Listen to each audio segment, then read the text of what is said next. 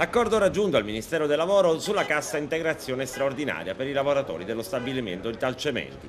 Con questa intesa si garantisce un'adeguata copertura economica e sociale ai circa 100 lavoratori interessati. Non ci sarà la mobilità per tutti, come aveva annunciato in un primo momento l'azienda, ma 2 anni di cassa integrazione straordinaria a partire dal prossimo settembre a 0 ore.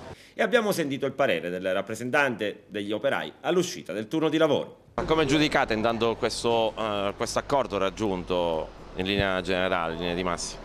Intanto diciamo che questo accordo non possiamo dire che ci soddisfa, saremmo stati soddisfatti se l'azienda, avendo ritirato la mobilità, avesse detto: guardate, c'è una crisi da superare, superiamola insieme, vediamo come innovare l'impianto in attesa di poter anche fare un piano di investimento a lungo termine.